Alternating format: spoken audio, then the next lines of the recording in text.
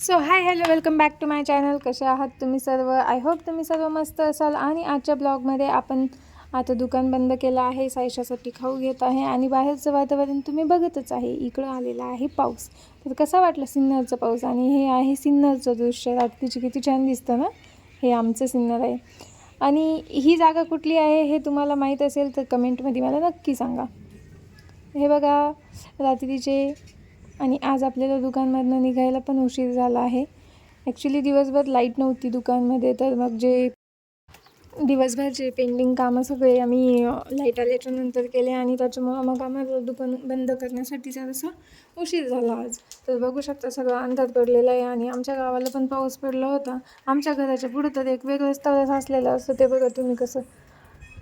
आज काय सायशा बाहेर नव्हती, आमची वाट बघत नव्हती. ती बाहेर आहे बघा, तिच्या बाबाजवळ आमची वाट बघत होती. तिला किती आनंद झाला आम्ही आल्याच्यानंतर. मग आल्याच्यानंतर आता आज ऑलरेडी उशीर झालेला होता, त्याच्यामुळे लगेच पहिल्यांदा आवरायला घेतलं. सगळ्यात पहिले कढीपत्ता वगैरे साईडला व्यवस्थित काढून ठेवला. अजून मी कढीपत्ता घेऊन आले होते. आज मम्मी आली होती दुकानावरती आणि मस्तपैकी मला खूप सारं तिने कढीपत्ता घेऊन आली. आल्या मी सायशाला तिचं खाऊ काढून अगोदरच दिलेला होता. त्याच्यातली एक पुडी मी अशीच ढापून ठेवली माझ्याजवळ. आणि हे बघा सगळा कढीपत्ता या कंटेनरमध्ये काढून ठेवते. आता हे कंटेनर मी मिशोवरून ऑनलाईन बोलवले होते. ते फ्रीज ऑर्गनायझर वगैरे काय असतं ना, त्याच्यामधून बोलवून घेतले. मस्त असतं याच्यामध्ये काही भाजीपाला वगैरे ठेवला तर तो व्यवस्थित चांगला राहतो, फ्रेश राहतो. जे आपण ओपन ठेवतो. आता मी सायशाला पण इथं कामाला लावून दिलं मस्तपैकी. आणि ती ऑलरेडी लगेच तिच्या पप्पाकडे कंप्लेंट करायला लागली की मम्मी इथं मला काम सांगू राहिली आता आल्या लगेच. तरी पण ठेवून आली. बिचारी काम करते माझी मुलगी खूप सारं. हे बघा 2 वेळेस तिला काम लावलं, तिने सगळं काम केलं. माझ्या मागे फिरती, मला मोबाईल मागती. पण मी तिला ऑलरेडी सांगितले की माझ्या मोबाईलमध्ये चार्जिंग नाही, कारण दिवसभर लाईटच नव्हती. आपण दूध वगैरे तापून घेऊ. दिवसभर फ्रीजमध्ये दूध ठेवलेलं असतं, मग त्याच्यामुळं आता मी आले ते तापून घेते. आणि आज लगेच मी स्वयंपाकाला घेतला आहे. आज मी बनवणार आहे कढी, भात आणि पोळी. कढीसाठी मी लगेच इथे मिरच्या, थोडीशी लसूण वगैरे सोलून घेते. आणि आपण कढीपत्ता जो आणला आहे फ्रेश मस्तपैकी तो पण काढून घेतला आहे. लसूण वगैरे मस्त कापून घेतला, मिरच्या कापून घेतल्या आणि लगेच आपल्या स्वयंपाकाला सगळं एका वेळेस सुरुवात केली म्हणजे कसं पटापट आपलं काम होतं. तर हे दही मी काल घेऊन आलेली होती. तेच दही आपण आज कढीला वापर करणार आहे. मस्तपैकी आंबट झालेलं असेल. सगळे भांडे जे इथे मला आता स्वयंपाकाला लागणार आहे ते मी काढून घेतले आणि एक रचून ठेवले. आता हे दह्यामध्ये आपण थोडंसं बेसन पीठ टाकू, मस्तपैकी एकत्र करून घेऊ सगळं मिश्रण. ह्याच्यामध्ये थोडंसं पाणी टाकू. हे बघा मस्त एकत्र करून झालं का मग आपण त्याची कढीसाठी मस्तपैकी फोडणी देऊ. आता सगळी तयारी मी सोबत करत असते, म्हणजे कसं वेळ पण वाचतो आणि आपलं स्वयंपाक पण पटापट होऊन जातो.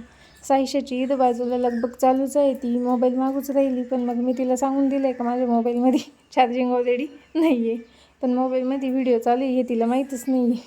आता इथं मी घेतला आहे मस्तपैकी तांदूळ आणि आपण हे 2-3 वेळेस मस्तपैकी धुवून घेऊ. आणि लगेच आपण कुकर लावून देऊ. कुकर लावून दिला का म्हणजे आपला भात व्यवस्थित होऊन जाईल.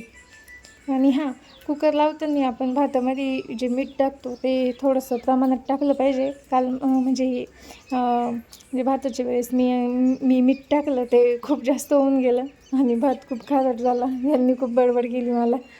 ठीक आहे, चालतं, होतं कधी नाही राहत लक्षात आपल्या. तर इथं मी फोडणी पण देऊ राहिले आणि सोबतच पीठ पण मळून घेते, म्हणजे कसं पटापट काम होऊन जाईल. तर हे बघा, तर म्हटलं एकदा फोडणीच देऊन घेऊ आपण.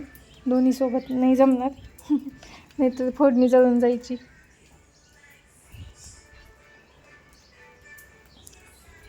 तर मस्तपैकी आपण लसूण आणि मिरच्या व्यवस्थित फ्राय करून घेतल्या का त्याच्यानंतर आपण त्याच्यामध्ये जिरे वगैरे पण टाकले. जिरे आणि मोहरी, मस्त हळद वगैरे टाकली. लगेच आपण जे दही आणि बेसन पीठ एकत्र करून ठेवलं आहे ते टाकून घेतलं. कढीचं प्रमाण थोडंसं जास्तच ठेवलं, म्हणजे कसं पिता येते कढी, छान वाटते. रात्रीचे जर कढी आंबट वगैरे म्हणजे नाही का खाल्लं तर मस्त झोप येते. सायशा फ्रीजबरोबर काहीतरी करत आहे, सारखी फ्रीज उघडते, सारखी लावून घेते. तिला ओरडते तरी ती ऐकत नाही बिलकुल. जाऊ द्या, मी इथं पीठ मळून घेतलं मस्तपैकी पटापटा. मोठ्या भांड्यामध्ये पीठ मळल्याचे फायदे असे असतात का आपल्याला पटापटा पीठ मळता येतं आणि ते बाजूबाजूला सांडत पण नाही. म्हणजे कसं आपण घाई जेव्हा छोट्या भांड्यामध्ये पीठ मळतो तेव्हा ते आजूबाजूला सांडायचं जास्त प्रमाण असतं. मोठ्या भांड्यात घेतलं की मग आजूबाजू सांडत नाही. आता थोडा वेळ आपण व्यवस्थित पीठ मळून घेतलं, तेल वगैरे लावून थोडा वेळ ठेवू आपण, म्हणजे कसं ते मुरल थोडंसं आणि आपल्या पोळ्या पण मस्तपैकी सॉफ्ट होतील. आता इथं बाजूलाच कढी पण बघा मस्तपैकी झाली आहे.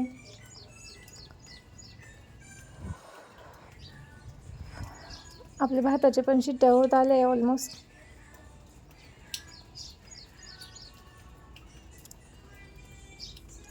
आणि सायशाची एक आलू शेवचं पॅकेट मी बाजूला काढून घेतलं आहे मस्तपैकी. आता आपण कढी पण झाली आणि भात पण झाला आहे. आता पोळ्या लाटून घेऊ पटापटा आणि पटापटा जेवायला घेऊ, पटापटा आवरून घेऊ. हे बघा इथं माझं स्पीड बघा पोळ्या करण्याचं, एवढं स्पीड कोणाचंच नसेल. म्हणजे असेल तुमचं पण माझं थोडं जास्त आहे. आणि हे बघा पटापटा सगळ्या पोळ्या करून झाल्यात माझ्या. मी पोळी पटकन लाटते पण पोळी पटकन भाजतच नाही. कधी कधी मला वाटतं माझा गॅस थोडासा बारीकच आहे का काय, पण असं काही नाही, तो मोठा बर्नर आहे तरी पण पोळी पटापटा भाजतच नाही. असं काही नाही, हे प्रत्येकाबरोबर होतं. पोळी लाटण्याचा स्पीड जास्त असतो पण भाजण्याचा स्पीड कमी असतो, गॅसनुसार असतं ना ते, त्याच्यामुळं. आता सगळं झालं आहे मस्तपैकी. वाढायला घेऊ आपण आणि लगेच जेवण करून घेऊया. बघा मस्तपैकी पोळी घेतली, गरम गरम भात घेतला, लगेच कढी वाढून घेऊ आपण आणि लगेच जेवण करून घेऊ. तोपर्यंत तुम्ही माझ्या चॅनलला सबस्क्राईब करा, लाईक करा, शेअर करा आणि कमेंट करा. तुम्ही पण तुमच्या घरी कढी वगैरे किंवा रोजचं स्वयंपाक असंच बनवत असाल तर मला कमेंटमध्ये नक्की कळवा. चला तर मग बाय बाय.